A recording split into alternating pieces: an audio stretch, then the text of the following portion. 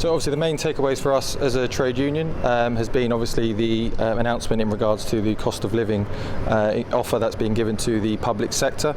Of course that will be subject to a ballot of Unite members across the entire public sector to decide whether to accept that offer or not. Of course, as we're a democratic members-led organisation, so it'll be very much up for them to decide. For the last 3 years there's been no public sector increase in relation to the cost of living, so it's important to see that that stance has changed.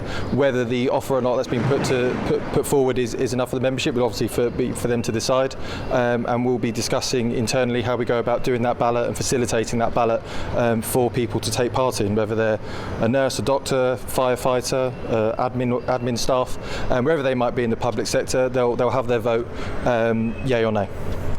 And Unite have said that the issue is particularly marked and important for those who are on a lower wage. So if you think of lower wage earners, is it too soon to say whether you think, I think they will have wanted a cost of living increase which was a consolidated increase that went into their pockets every month.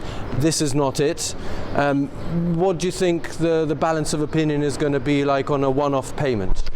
Well, it's difficult to tell at this stage. We certainly, obviously, since the announcement, my phone has been going off. Differences of opinion across the board. Obviously, as a union, we always look after the ones at the bottom, obviously feeling the tightest of squeezes in Gibraltar.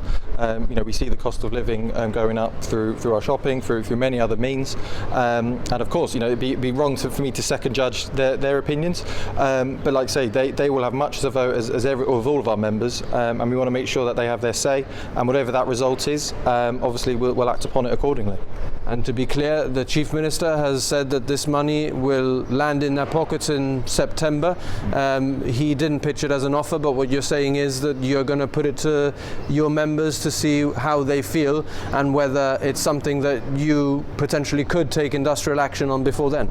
So obviously we did a ballot already on whether if we felt negotiations fail, would members be willing to take a stance on that through a form of escalation. So we have that mandate there. Obviously what we need to get consent on and a mandate from our members whether they wish to accept it or not.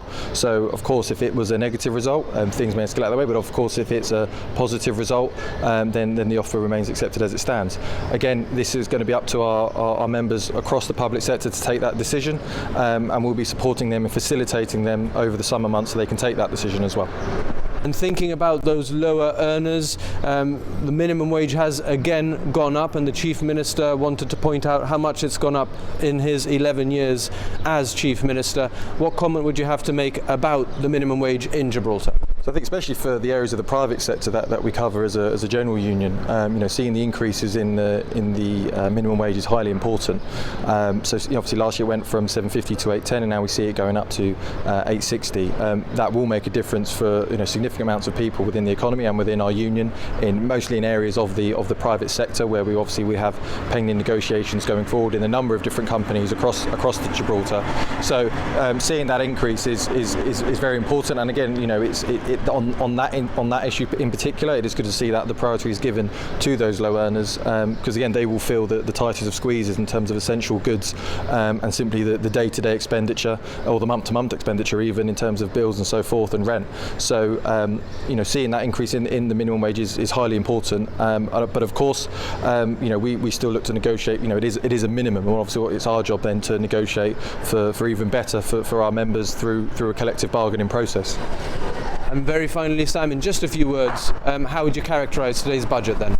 So, in a few words, it can be quite difficult. I'd say in relation to the public sector matters, again, I think the key word to take away from there will be, our members will have a democratic choice, and in terms of the minimum wage increase, an important increase to see.